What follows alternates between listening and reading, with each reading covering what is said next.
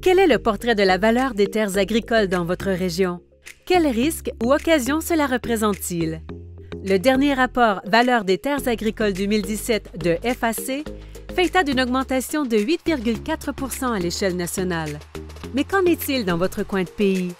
L'augmentation moyenne de la valeur des terres enregistrée à l'échelle nationale reflète la santé économique de l'agriculture canadienne et l'optimisme qui règne dans le secteur. Il y a deux choses principalement à retenir pour moi au sujet des résultats de 2017. Premièrement, la majorité de l'augmentation de la valeur des terres que l'on a enregistrée dans chaque province a été observée dans la première moitié de 2017, alors que les taux d'intérêt étaient encore très bas. Dans la deuxième moitié de 2017, la Banque du Canada a commencé à hausser les taux d'intérêt, ça a augmenté les coûts d'emprunt et on a vu un certain ralentissement du rythme d'augmentation de la valeur des terres comparativement à la première moitié de l'année. Deuxièmement, c'est important de surveiller l'évolution du prix des terres agricoles par rapport aux revenus agricoles, surtout dans le secteur végétal. Sur une longue période de temps, les deux devraient évoluer dans la même direction et à peu près au même rythme. La Saskatchewan a connu la hausse la plus importante et le Québec affiche, lui aussi, une augmentation supérieure à celle de l'an passé. Si vous vous trouvez dans une région où les valeurs ont connu une forte hausse, quelle est la meilleure stratégie à adopter?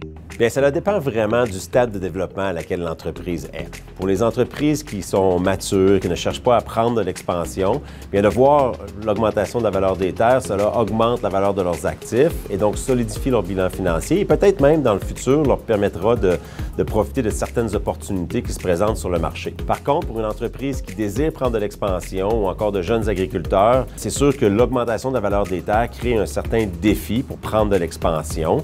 Historiquement, ça a toujours été une bonne stratégie de posséder une certaine partie des terres que l'on cultive, mais il existe certaines options qui permettent à les entreprises de, par exemple comme louer des terres, qui permettent d'aller chercher une échelle de production additionnelle, d'augmenter leur échelle de production afin de diminuer leurs coûts et de demeurer compétitifs sur le marché. Mais peu importe le stade de développement, pour bien comprendre l'évolution du marché des terres agricoles, il faut prendre un peu de recul et pas seulement regarder l'année présente, mais regarder une plus longue période de temps et comprendre l'évolution du prix en fonction de l'évolution des revenus à la ferme, prendre les deux variables, prix et revenus, par exemple par hectare, et de le mettre en relation avec notre propre structure de coût pour déterminer quel est l'impact sur notre compétitivité dans le marché. Quel que soit votre stade de développement, il est important d'avoir un plan d'affaires ou un plan stratégique en place.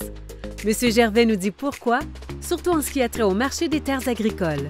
Un plan stratégique consiste à définir une vision claire pour le futur de l'entreprise en planifiant l'utilisation des ressources de l'entreprise pour pouvoir capturer des opportunités sur le marché. Donc, si on pense au fonds de terre, bien, c'est souvent la fondation sur laquelle les agriculteurs, les entreprises déploient leurs ressources, leurs connaissances, leurs savoirs et les autres actifs aussi de la ferme pour pouvoir faire croître leur entreprise. Donc, d'avoir une vision claire de l'entreprise et aussi du rôle de la terre dans cette vision-là est absolument important pour garantir le succès et la rentabilité de l'entreprise à plus long terme.